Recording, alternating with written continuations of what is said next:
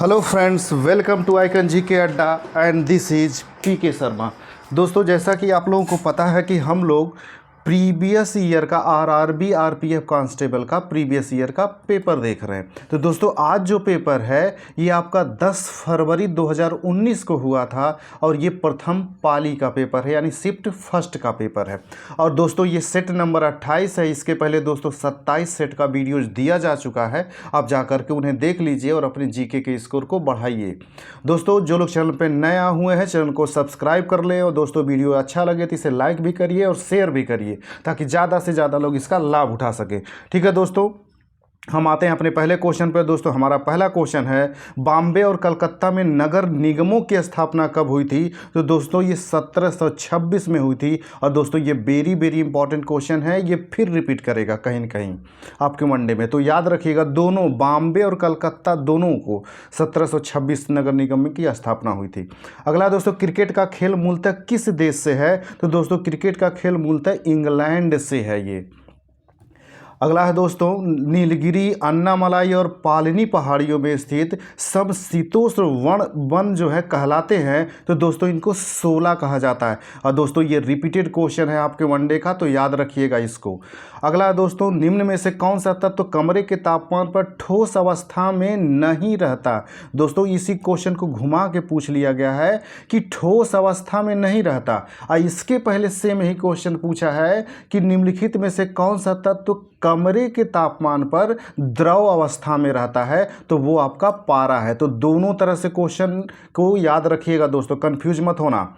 यही चीज़ ये पूछ रहा है कि कौन द्रव अवस्था में रहता है कमरे के ताप पर। अगला दोस्तों, ग्लूकोज का रासायनिक सूत्र है। तो दोस्तों, ग्लूकोज का रासायनिक सूत्र जो होता है C6H12O6 होता है। और दोस्तों, इसको रट्टा मार के रखिएगा, ये अक्सर पूछा जाता है, ये इंपॉर्टेंट क्वेश्चन है।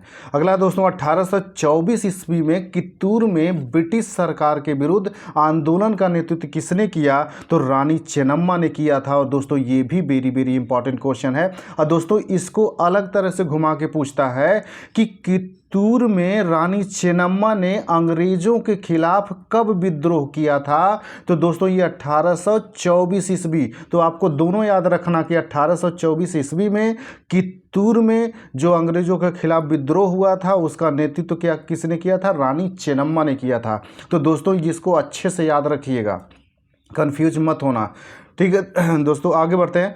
अगला दोस्तों, समान तापमान वाले क्षेत्रों को जोड़ने वाली रेखा कहलाती है? तो दोस्तों, समान तापमान वाले, तो इसको बोलते हैं आइसोथर्म होता है। और दोस्तों, ये क्वेश्चन, इसके जितने भी ऑप्शन दिए गए हैं दोस्तों सारे इंपॉर्टेंट है और इनके बारे में डिटेल्स जान लीजिए।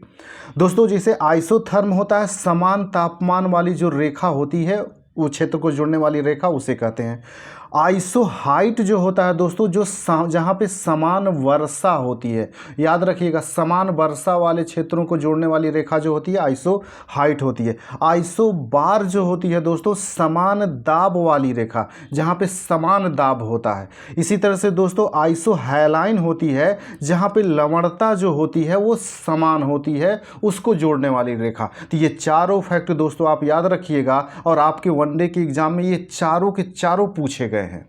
तो दोस्तों, इसको रट्टा मार के रखिएगा। दोस्तों, जो लोग चैनल पर नया है चैनल को सब्सक्राइब कर ले। दोस्तों, वीडियो अच्छा लगता है तो इसे लाइक भी करें और शेयर भी करें ताकि ज़्यादा से ज़्यादा लोग इसका लाभ उठा सकें। अगला दोस्तों, निम्नलिखित में से क्या गुलाबी क्रांति से संबंधित है? तो दोस्तों, गुलाबी क्रांति से संबंधित झींगा होता है। झींगा जो होता है दोस्तों, ये गुलाबी क्रांति से संबंधित है। और दोस्तों, गुलाबी क्रांति से ही प्याज भी संबंधित है, तो कंफ्यूज मत होना। झींगा और प्याज दोनों जो है ये गुलाबी क्रांति से संबंधित है। अगला दोस्तों, औद्योगिक उत्पादन सूचकांक की गणना कितने उद्योगों के संयुक्त मान पर आधारित है? तो दोस्तों, ये 8 उद्योग हैं। दोस्तों, 8 भारी उद्योग हैं। इन्हीं उद्योगों के आधार पर औद्योगिक सूचकांक की गणना की जाती है। अगला क्वेश्चन है दोस्तों, किसी विशेष कालावधि के दौरान देश की कुल जनसंख्या से विभाजित देश की कुल राष्ट्रीय आय का मान कहलाता है? तो दोस्तों, ये प्रति व्यक्ति आय होता है, यानी प्रति व्यक्ति आय बराबर होता है दोस्तों कुल राष्ट्रीय आय, जो आपका कुल राष्ट्रीय आय है वो बटे देश की कुल जनसंख्या। तो इसको याद रखिएगा ये फार्मूला का, और ये कई बार आपसे रिपीट किया है। अगला दोस्तों 1925 में काकोरी कांड में निम्न में से कौन शामिल था? तो दोस्तों 1925 में के काकोरी कांड में अशफाकुल्ला खां जी शामिल थे। और दोस्तों याद रखिएगा कि काकोरी कांड कब हुआ था? तो 1925 में हुआ था। इसी को घुमा करके पूछता है। अगला दोस्तों आधुनिक आवर्त सारणी में सोने का परमाणु क्रमांक क्या है? तो दोस्तों सोने का परमाणु क्रमांक जो होता है वो 79 होता है, 79। और दोस्तों सोने का जो प्रतीक होता है जिससे इसे संकेतित किया जाता है AU, ये भी याद रखिएगा, AU।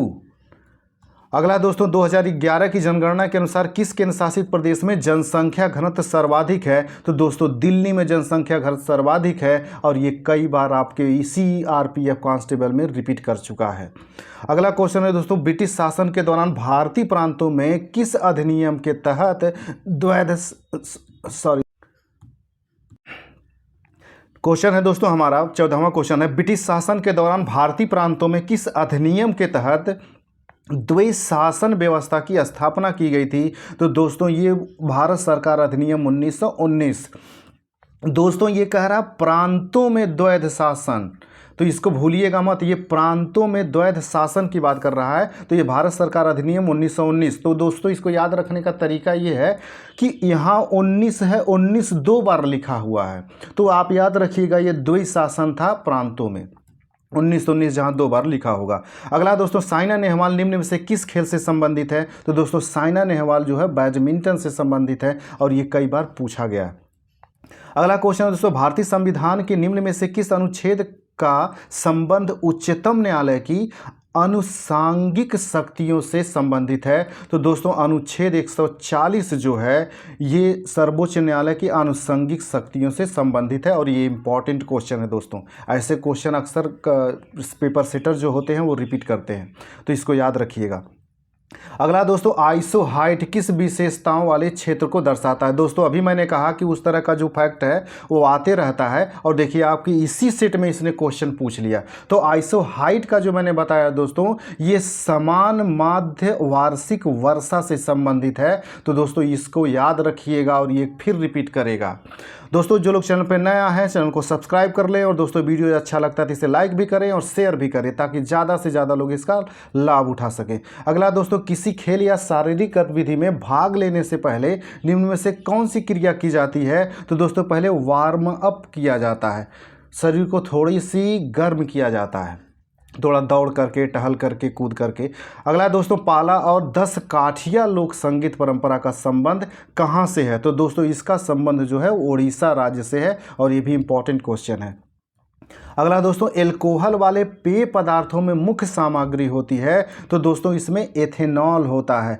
दोस्तों जो शराब आपने देखा होगा, जो लोग शराब पीते हैं वो मूल रूप से एथिल एल्कोहल ही होता है, और यही एथिल एल्कोहल जब मेथिल एल्कोहल में बदल जाता है दोस्तों तो वही विष हो जाता है। तो इसीलिए आपने न्यूज़ में कई बार सुना होगा कि कुछ लोग शराब पीने से अंधे हो गए या मर गए, तो वही एथिल एल्कोहल जब मेथिल एल्कोहल में बदल जाता है तो वही विष हो जाता है, यानी मेथिल एल्कोहल तब वो पी लेते हैं, तो उसीलिए अंधे हो जाते हैं या मर जाते हैं। तो याद रखिएगा दोस्तों ये घटनाएं होती हैं, और इस पर आपके क्वेश्चन बनते हैं।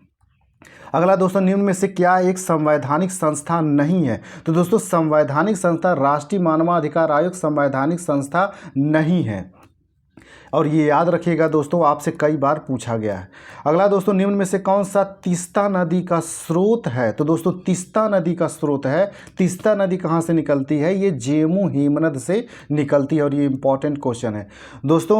अगर आप यूपी कांस्टेबल का पेपर देने जा रहे हैं तो एक बात याद रखिएगा कि यूपी कांस्टेबल यानी कि आपका कमीशन जो है जितने भी एग्ज़ाम लिया होगा सारे पेपर देखने की कोशिश करिएगा, क्योंकि ये ज़्यादातर ये करते हैं कि अदर जो एग्ज़ाम ये लिए रहते हैं उसी से उठा करके ये पूछ लेते हैं क्वेश्चन।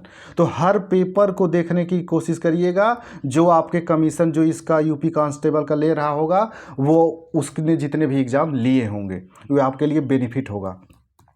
अगला क्वेश्चन है दोस्तों संसद के दोनों सदनों की संयुक्त बैठक की अध्यक्षता कौन करता है? तो दोस्तों इसका लोकसभा अध्यक्ष करता है, और ये सदाबहार क्वेश्चन है दोस्तों, और वेरी वेरी इंपॉर्टेंट है। ये हर एग्जाम में आपको क्वेश्चन देखने को मिल गया होगा दोस्तों, ये संयुक्त बैठक जो दोनों सदन की।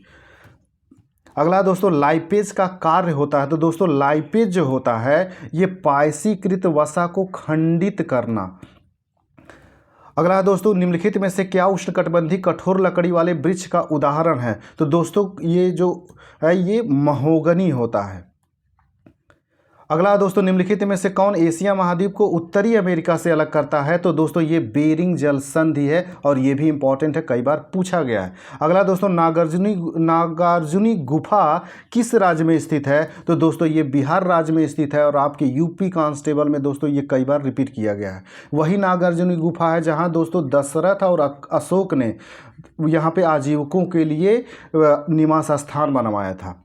अगला दोस्तों सामान्य प्रकुंचन दाब होता है, तो दोस्तों सामान्य प्रकुंचन दाब जो होता है वो 120 होता है। दोस्तों आपने ब्लड प्रेशर का जो सुना होगा सिस्टोलिक और डायस्टोलिक, वही पूछ रहा है, तो 120 और 80 होता है, आप सबको पता होगा।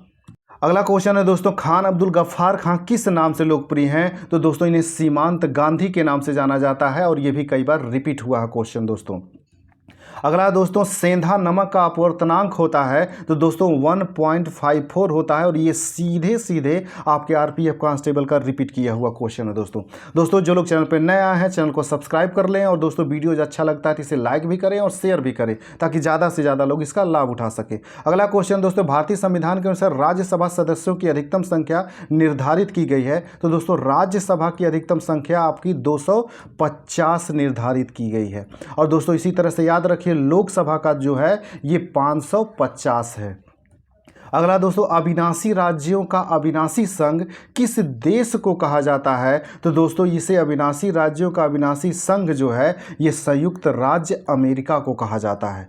अगला दोस्तों किसका जन्म दिवस भारत में राष्ट्रीय खेल दिवस के रूप में मनाया जाता है? तो दोस्तों मेजर ध्यानचंद जी का जो जन्म दिवस है इसी को राष्ट्रीय खेल के रूप में मनाया जाता है। और दोस्तों आइकन जी के अड्डा चैनल पर राष्ट्रीय और अंतर्राष्ट्रीय दिवस से संबंधित वीडियो आप उन्हें देख लेंगे तो ये सारे दिवस जितने हैं सब आपके क्लियर हो जाएंगे।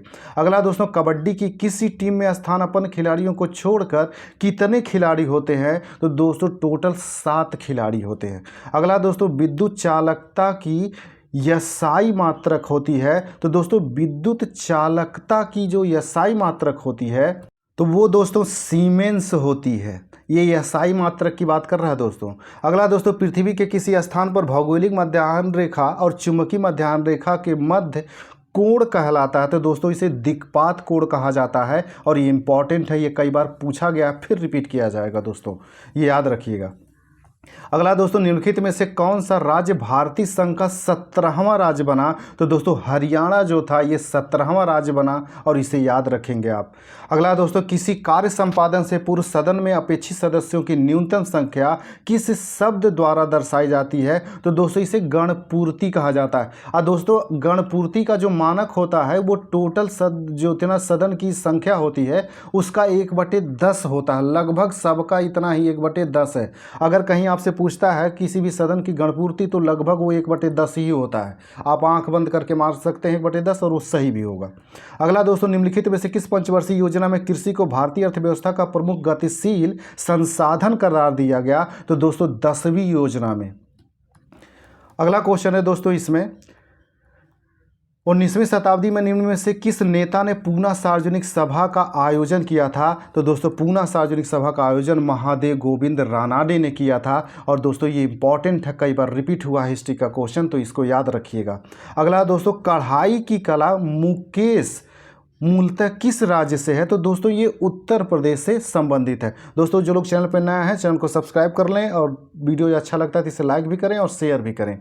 अगला दोस्तों ग्रामीण युवा रोजगार प्रशिक्षण योजना ट्राइसेम किस वर्ष लागू हुई? तो दोस्तों ट्राइसेम 1969 में लागू हुई थी और ये भी इंपॉर्टेंट है, कई बार रिपीट हुआ है। अगला दोस्तों प्रसिद्ध वीरभद्र मंदिर लेपाक्षी में स्थित है जो है, तो दोस्तों ये आंध्र प्रदेश में स्थित है और ये भी वेरी वेरी इंपॉर्टेंट क्वेश्चन है दोस्तों, कई बार रिपीट हुआ है।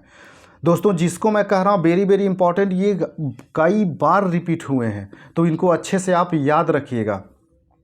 अगला क्वेश्चन है दोस्तों इसमें बाल्को की एल्युमिनियम कंपनी का मुख्यालय कहाँ है? तो दोस्तों बाल्को की एल्युमिनियम कंपनी का मुख्यालय नई दिल्ली में है दोस्तों, इसको याद रखिएगा, एकदम अलग है, ऐसा नहीं कि बाल्को का है तो उड़ीसा में होगा, ये नई दिल्ली में है। अगला है दोस्तों, वॉलीबॉल खेल में रेफरी एक पीला कार्ड दिखाकर क्या संकेत करता है? तो दोस्तों ये चेतावनी देता है। और इसी तरह से दोस्तों फुटबॉल में भी आपको दिखाया जाता है जो पीला कार्ड, उसका भी क्वेश्चन बना हुआ है, तो उसको भी याद रखिएगा और आपके पिछले सेट में है। अगला दोस्तों, प्रमुख मुद्रास्फीति में खाद्य उत्पादों को छोड़कर सभी उत्पादों और सेवाओं की कीमतों में वृद्धि शामिल होती है। तो दोस्तों इसमें जो शामिल होती है ये ऊर्जा। अगला दोस्तों, निम्नलिखित में से किस प्रस्ताव के तहत मंत्रिपरिषद इस्तीफा दे सकती है? तो दोस्तों संसद में पारित अविश्वास प्रस्ताव, अगर सरकार के खिलाफ अविश्वास प्रस्ताव पारित हो जाता है तो मंत्रिपरिषद इस्तीफा दे सकती है। अगला क्वेश्चन है दोस्तों, राष्ट्रीय जांच एजेंसी भारत के निम्न में से किस मंत्रालय के अंतर्गत कार्य करती है? तो दोस्तों ये जो है ये गृह मंत्रालय के अंतर्गत कार्य करती है। आगे देखते हैं दोस्तों थोड़ा सा वीडियो इसका सही नहीं आया है, तो इसका दोस्तों है ये गृह मंत्रालय के अधीन कार्य करता है। अगला है दोस्तों, 1907 में भारतीय राष्ट्रीय कांग्रेस का वार्षिक अधिवेशन कहाँ आयोजित हुआ था? तो दोस्तों ये सूरत में आयोजित हुआ था। और दोस्तों ये इंपॉर्टेंट क्वेश्चन है, याद रखिएगा, कई बार पूछा गया है कि भारतीय राष्ट्रीय कांग्रेस का अधिवेशन जो 1907 में हुआ था वो कहाँ हुआ था? सूरत में। और यही सूरत वाला अधिवेशन है दोस्तों जहाँ पे कांग्रेस का विभाजन हो गया था गर्म दल और नरम दल में, तो इसको भी याद रखिएगा, यही 7 वाला था।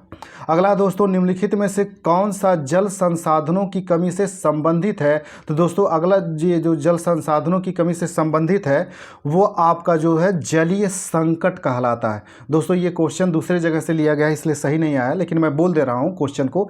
निम्नलिखित में से कौन सा जल संसाधनों की कमी से संबंधित है? तो जल संसाधनों की कमी से संबंधित है जलीय संकट।